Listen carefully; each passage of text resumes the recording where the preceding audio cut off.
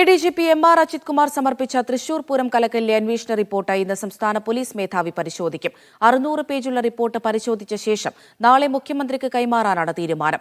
റിപ്പോർട്ടിലെ ഉള്ളടക്കവുമായി ബന്ധപ്പെട്ട് ഡിജിപി തയ്യാറാക്കുന്ന കുറിപ്പും മുഖ്യമന്ത്രിയുടെ ഓഫീസിന് കൈമാറും.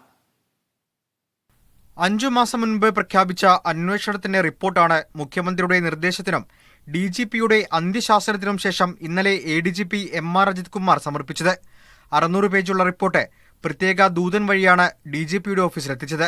ഇന്നലെ ഡിജിപി ഷെയ്ഖ് ദർവേസ് സാഹിബ് ഓഫീസിലില്ലാതിരുന്നതിനാൽ ഇന്ന് റിപ്പോർട്ട് പൂർണ്ണമായി പരിശോധിക്കാനാണ് തീരുമാനം. പരിശോധന പൂർത്തിയാക്കി നാളെ വൈകുന്നേരത്തിനുള്ളിൽ റിപ്പോർട്ട് മുഖ്യമന്ത്രിയുടെ ഓഫീസിന് കൈമാറും. ചൊവ്വാഴ്ചയോടെ റിപ്പോർട്ട് ലഭിക്കണമെന്നാവശ്യപ്പെട്ടതായി മുഖ്യമന്ത്രി പിണറായി വിജയൻ വാർത്താ സമ്മേളനത്തിൽ പറഞ്ഞിരുന്നു. റിപ്പോർട്ടിനൊപ്പം അതിലെ ഉള്ളടക്കവുമായി ബന്ധപ്പെട്ട് ഡിജിപി തയ്യാറാക്കുന്ന കുറിപ്പും കൈമാറും. സാക്ഷിമൊഴികളും അനുബന്ധ തെളിവുകളും അടക്കമുള്ള ഈ റിപ്പോർട്ട് തനിക്ക് തൃപ്തികരമാണോ എന്നത് ഡിജിപി കുറിപ്പിൽ രേഖപ്പെടുത്തും. തുടർന്ന് മുഖ്യമന്ത്രി പരിശോധിച്ച ശേഷമാകും ബാക്കി നടപടികൾ. അന്നത്തെ സിറ്റി പോലീസ് കമ്മീഷണർ അങ്കിത് അശോകിനെക്കുറിച്ച് റിപ്പോർട്ട് രേഖപ്പെടുത്തിയ കാര്യങ്ങൾ നിർണായകമാണ്. പൂരം അലങ്കോലപ്പെട്ടതുമായി ബന്ധപ്പെട്ട് അങ്കിത്തിനെതിരെ സർക്കാർ നേരത്തെ നടപടിയെടുത്തിരുന്നു.